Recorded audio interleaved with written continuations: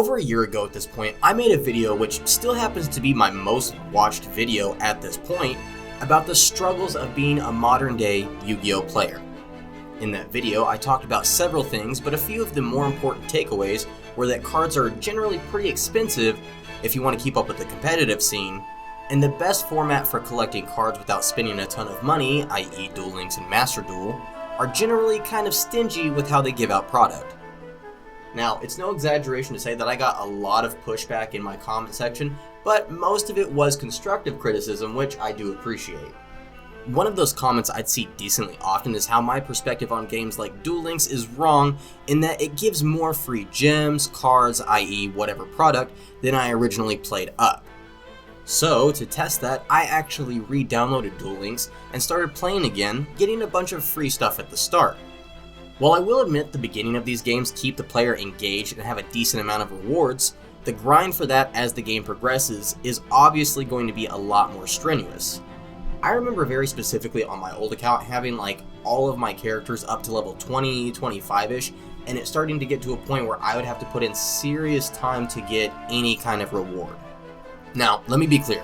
The only reason I think that this is such a big issue is because of how quickly the game of Yu-Gi-Oh! Evolves.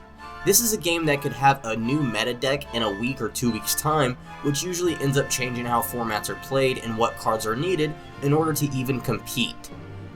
And while I do still have my complaints and would like to maybe make another video on the subject, today I would like to talk about Pokemon TCG Pocket. The things it has done right, the things it may be doing wrong, and what overall could and should be done to keep this game flowing for just as long as its competitors. Now, I don't know about you, but ever since Pokemon TCG Pocket has been released, I've been having an absolute blast with the game. The artwork on the cards is either super nostalgic since I grew up with a lot of these cards and recognize the art, or just outstandingly gorgeous. Building decks is pretty simple, albeit a little daunting at first when you don't have a lot of pieces to work together too well. One thing I love about Pokemon Pocket TCG is when you jump into online battles, you're connected almost immediately. I genuinely don't think I've played another game where you connect within 3 to 5 seconds. Like, even Marvel Rivals, a lot of the times takes me 10 to 12 seconds to get a match. So it's really nice to get something as soon as I hit the battle button. And on the subject of matches, they're actually very quick most of the time. With a deck limit of 20 cards and only needing 3 points for either side to win, the games are short, and for the most part, and unlike Yu-Gi-Oh!, these games don't feel bad if they're short. I genuinely enjoy when a game is under 10 turns. Other huge positives I'd like to add is that Pocket TCG is really good about giving the players ways to earn accessories as well. Doing things like pulling cards from the lottery, gaining a certain group of cards, or even mission events will have various types of currency to allow them to buy neat accessories like new coins for the beginning coin flip in each game, or a new mat to stare at while you actually play the card game portion of the game.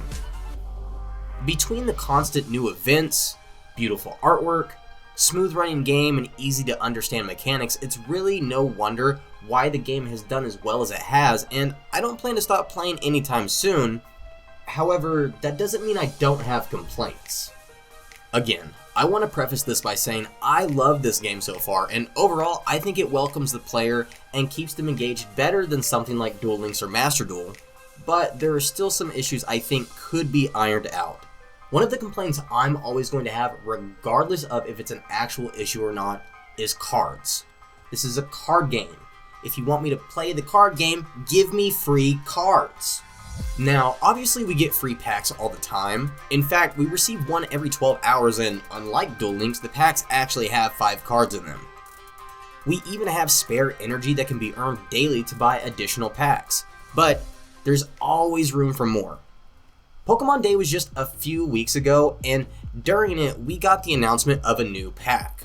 Like many other players, I'm sure, I rushed to my phone, opened it up to see if we had received anything, and while we did receive a few free items, I don't know, I was just expecting something a little bit more, I suppose. And let me make this clear, this is not like real cards where if you were to give all players a free product, you'd actually be out a ton of money. These are digital cards. often being collected and traded by small kids, and because so many of the Pokemon players are still young, there should be more free product in these games to help out the more disparaged players who can't afford to buy a ton of packs. Another small yet not as important complaint that I have about this game as well is the trade system and how all of that works. Various cards that you collect in the game will have different rarities, and while trading cards with friends, you are limited to what you're allowed to trade based on what I'll call trade energy and the rarity of the card. For example, this game won't allow a player to trade a 1-star Rattata for a full art Pikachu card because they have vastly different values.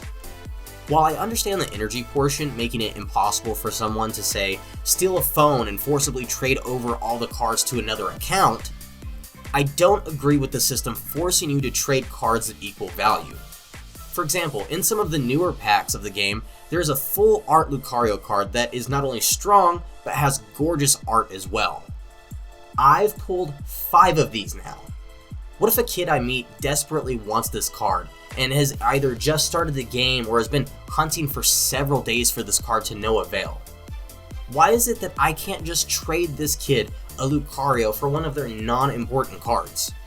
Isn't the whole idea of Pokemon to stay connected to one another? In my mind, allowing these kinds of trades would be more beneficial to the game than it would be problematic.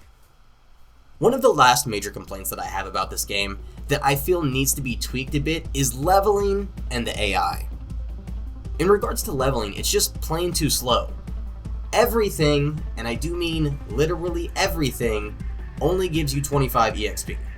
And at level 32, it's taking forever to get anywhere, so I can only imagine how difficult it is to level up past, say, level 50. All of Pokemon TCG's events so far have been card related, always showcasing a new art or EX card available for a limited time. But I feel there's a huge missed opportunity here, where along with these cards, things like double or even triple EXP should be offered. In regards to AI, it's there to help you auto battle, much like in Duel Links. While nice because I can grind with not actually having to touch the phone, the AI often makes really bad mistakes in battle that result in a loss, so in my experience, there's a lot of wasted time in auto battle, and on the subject of grinding for cards, it's not as if you can do so infinitely. You have a limited daily energy for battling events, which can be replenished, but obviously that's limited to how much spare energy you have saved up, and if you're willing to spend money to get extra energy. This should not be a thing. If I want to spend my entire day doing nothing but grinding out this one event to get this one card art, why are you punishing me for that? Shouldn't you be happy about that type of dedication? Overall, Pokemon Pocket TCG has been a super fun experience. While I don't have many people within close proximity that play it, I do have a few people, and when we play together, it's always a good time. I do think that in order for this game to keep up with its competitors and not begin to feel mundane, it should offer players more cards more often and, like I mentioned before, more opportunities for more experience. One thing that I would actually really like to see is Pocket TCG take a page out of Duel Links' book and make small structure decks that you can trade for trade energy. I feel like this would be a good use of players' time, as it would reward them with pre-built decks that help them either learn how to battle or D/reconstruct decks easier, and would make use of all the extra cards they don't really use, such as the 32 Rattata I currently have.